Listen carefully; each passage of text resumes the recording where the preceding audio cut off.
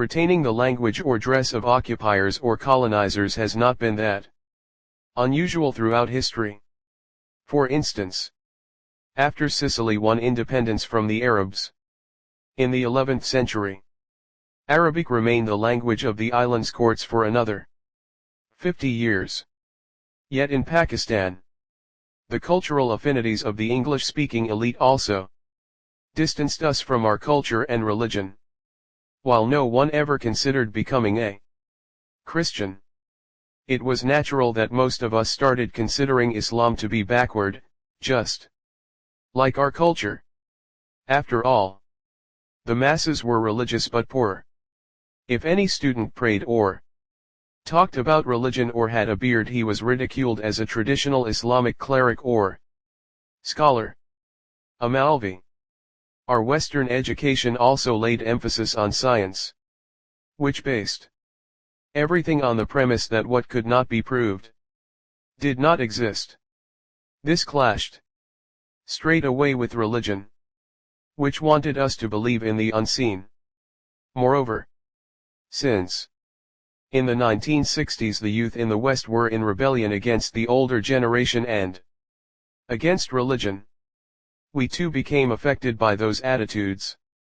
By the time I finished school, I still went for Friday and Eid prayers with my father and fasted during Ramadan. Yet for me, and indeed for most of my friends, God was confined to the mosque. Our young impressionable minds were convinced by English and American films that Western culture was superior, along with its vastly superior technology. Had we had better understanding of our cultural heritage, or our religion and its history, it might have helped us to resist the lure of the West. Nor could our preachers counter this great onslaught of colonial culture, for they had no Western education and could not communicate with us in the language in which we had been taught. Our cultural separation from them reinforced in our minds the idea that Islam was backward. I can remember students laughing at preachers with poor English. Even nowadays, as the ruling elite despairs of the many young men who have turned to fundamentalist Islam, few grasp how much this great educational divide exacerbates our troubles. While they quite rightly talk about reforming the madrasas, which have sprung up in their thousands and often offer many poor families their only access to education, they rarely look at the problem from the point of view of the masses, who have little reason to feel an affinity with an elite who remain the inheritors of colonialism, representatives of an alien foreign culture. They have nothing in common with these people and see them as a kind of Trojan horse for the West trying to destroy our culture. It is through developing world elites that a more potent and permanent invasion is taking place in many countries. Physical colonialism has been replaced by cultural colonialism. The writer Titus Burckhardt describes this kind of dislocation in his book Fez, City of Islam. Burckhardt spent time in the Moroccan city in the 1930s, when he revisited it 25 years later. He observed, "At the time I first knew it, men who had spent their youth in an unaltered, traditional world were still the heads of families. For many of them the spirit that had once created the Mosque of Cordova and the Alhambra was nearer and more real than all the innovations that European rule had brought with it. Since then, however, a new generation had arisen, one which from its earliest childhood must have been blinded by the glare of European might and which, in large measure, had attended European schools and henceforth bore within it the sting of an almost insuperable contradiction. For how could there be any reconciliation between the inherited traditional life which, despite all its frugalities, carried with it the treasure of an eternal meaning, and the modern European world which, as it so palpably demonstrates, is a force oriented entirely to this world, towards possessions and enjoyments, and in every way contemptuous of the sacred? These splendid men of the now dying generation, whom I had once known, had indeed been conquered outwardly, but inwardly they remained free. The younger generation, on the other hand, had gained an outward victory when Morocco gained independence some years ago, and now ran the grave risk of succumbing inwardly. The jolt came in 1971. In the elections of 1970, the Awami League of East Pakistan, the party demanding autonomy there, had won a majority in parliament. Yet, Zulfikar Ali Bhutto, the leader of the Pakistan People's Party, PPP, which had won in West Pakistan, conniving with the military dictator General Yahya, deprived the Awami League of East Pakistan of the chance to form a government. The people of East Pakistan rebelled against what they saw as their disenfranchisement by the more powerful West Pakistan. Yahya Khan, the president and army commander-in-chief, sent in the army to suppress the dissent, the same army that had held the first free elections on an adult franchise in the first place. As the troops descended on East Pakistan, Bhutto returned to Karachi from Dhaka triumphantly proclaiming that Pakistan had been saved. But the result was a terrible war in which thousands of civilians died and millions of refugees poured into India's West Bengal. I was with the West Pakistani under-19 cricket team on the last flight out of East Pakistan before the army went in. As we played the East Pakistan team, we could feel the hostility towards us, not just from the crowds in Dhaka Stadium but from our sporting opponents too. The captain of the East Pakistan team, Ashraful Haq, who later became a friend of mine, told me at dinner that evening about the great antagonism felt towards West Pakistan. He told me that many like him would want to be part of Pakistan were they to be given their due rights. But as things stood, there was a strong movement for independence. I was shocked to hear this because we had no idea about the feelings of the people of East Pakistan. Thanks to total media censorship in West Pakistan. However, it had never occurred to me, or many others, that there was any chance of the country breaking apart. West Pakistan made a series of blunders which allowed India to subsequently exploit the situation. India, then led by Nehru's daughter Indira Gandhi, invaded East Pakistan in support of the Bengali insurgency. Unlike the 1965 war with India, this time we were quickly defeated. Our army signed a humiliating surrender in Dhaka and the Indians took 90,000 prisoners of war. Our country was split in two and East Pakistan became the newly created Bangladesh. Indira Gandhi had achieved far more than her father had ever done in destroying Jinnah's idea of Pakistan. It was meant to be a homeland for the Muslims of the subcontinent. Now, after a bitter civil war and a crushing defeat, which still haunts our army, it had become a homeland only for West Pakistanis. A few years later, in 1974, I met up with Ashraful Haq again, and I was shocked at the number of Bengali civilians he told me had been killed in the military action.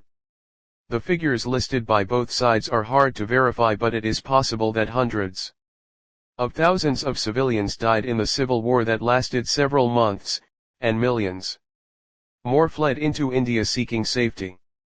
I had previously argued with English and Indian contemporaries that this was all propaganda against the Pakistani army and Pakistan. After hearing Haq's side of the story, I vowed I would never again accept our government's propaganda at face value or ever back a military operation against our own people. My career in cricket had just started. I played my first international match for Pakistan in England in the summer of 1971, and away from the censored newspapers and the government TV channel, I was exposed to the international media. Seeing our Surrender was only made worse when the massacres attributed to us were shown. The shock was greater because the government, and the military, kept telling the people that they would fight to the end. Only 24 hours before the surrender, General Niza from my tribe, the commander of the forces in East Pakistan, had defiantly given an interview on the BBC where he declared the army would fight to the last man. The surrender caused mass depression and a loss of faith in our country. Like everyone else in Pakistan, I had believed the propaganda of our state television, who had labeled the Bengali fighters as terrorists, militants, insurgents, or Indian-backed fighters, the same terminology that is used today about those fighting in Pakistan's tribal areas and Baluchistan. Then, as now, we fought the symptoms rather than addressing the root cause of the violence, our failure to address the legitimate aspirations of Pakistan's many ethnic groups. I also had the opportunity to see for myself how my country was perceived abroad. I had a rude awakening. For, without the protection of my family, I suddenly felt lonely and insecure. For the first time, I had to make an effort with people, and found it quite difficult. After the tour I stayed back to finish my education at the Royal Grammar School in Worcester. I found it almost impossible to make friends with the British. My friendships with my cousins and a few school friends were informal and deep. We would drop in at each other's houses at all hours. And since we had grown up together, our bonds were strong and could withstand fighting and jealousy. Now I was faced with a situation where I did not know anyone. Nor did I understand British culture, which was very different to the joint family system in which I had grown up. The friendships that I had in England were never as meaningful as those I had in Pakistan. Until much later. Following the completion of my A-levels in 1972, I began my studies at Oxford. It was a huge culture shock. The youth rebellion was in full swing and the English culture we knew through our English schoolmasters, books, stories and anecdotes of my parents' generation had disappeared under a blitz of sex, drugs and rock and roll. Traditional British values, which stemmed from the Victorians' ideas on morality and had so impressed the older generation in Pakistan, were being rapidly discarded in Britain itself. Dismissed as hypocritical. Films and pop stars were advocating free sex, drugs and bad manners. It was fashionable to swear and prudishness was dismissed as boring. The biggest attack was on religion and on God. In Pakistan, the English-speaking elite considered the mullah backward. But even they never dared publicly attack him. Most of them would follow Islamic rituals and considered themselves religious. However, in Britain, religion became a source of ridicule. Lampooned in Monty Python's Flying Circus and in the film The Life of Brian in the 1970s. As well as in television skits by Benny Hill portraying priests and nuns as sexual perverts. Our role models were Mick Jagger and David Bowie. While our intellectual thinking was defined by the then popular Marxist rejection of religion. From Darwin's theory of evolution to Nietzsche proclaiming the death of God, we were encouraged to believe religion belonged to a pre-logical stage of human development. Freud thought God was an illusion created by man to fulfill his own needs. Jung termed religion an alternative to neurosis. If there was any spirituality at university, it was that of the hippies. The only problem was it was usually drug-induced and included free sex. What little belief I had in God took a real beating in this atmosphere. At best I clung to my Muslim identity, though this had little to do with submitting to the tenets of Islam. I never drank alcohol. But that was because my boyhood hero and first cousin, Majid Khan, later to be captain of the national cricket team, was a teetotaler and I wanted to emulate him. The best way to describe my faith was no acceptance, no rejection.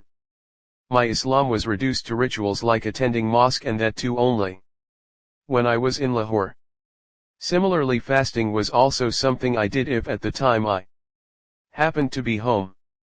If there was a God, then he had nothing to do with my life outside the mosque. My mother, who by this time had become deeply spiritual, was alarmed at my lack of faith and would constantly ask me to read the Quran in the hope that it would guide me. Out of love for her, several times I tried to read it and each time gave up. It was only much later that I discovered why it made no sense to me. My first winter at Oxford made me miserable. The bleak, cold and wet, dull days really made me miss home and the weather in Lahore. There is no climate in the world better than the winter of Punjab, warm, sunny days and cold nights just right for sitting by a log fire. I would never tell my mother I was unhappy.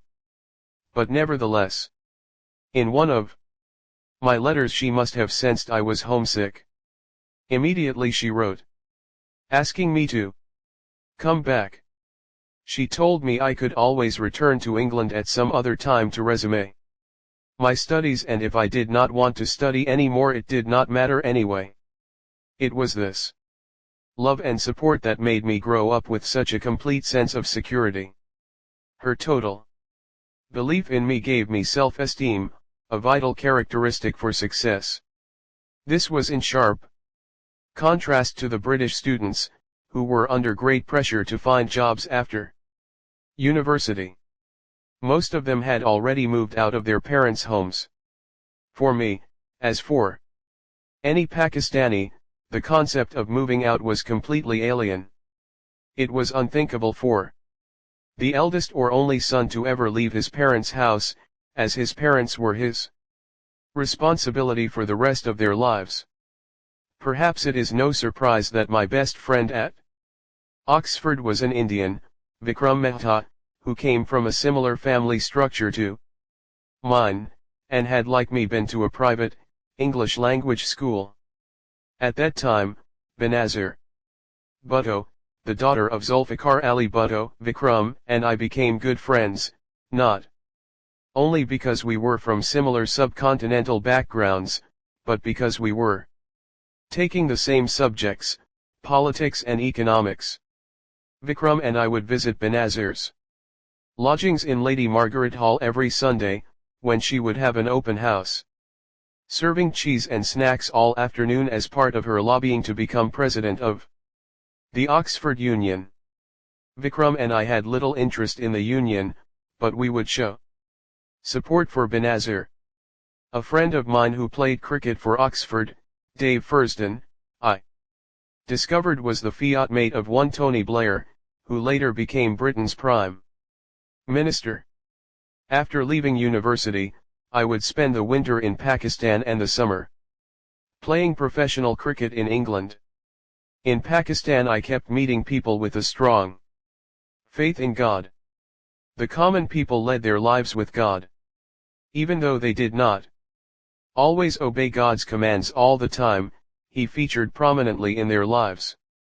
They would sin, but they would know they were doing wrong and beg for forgiveness.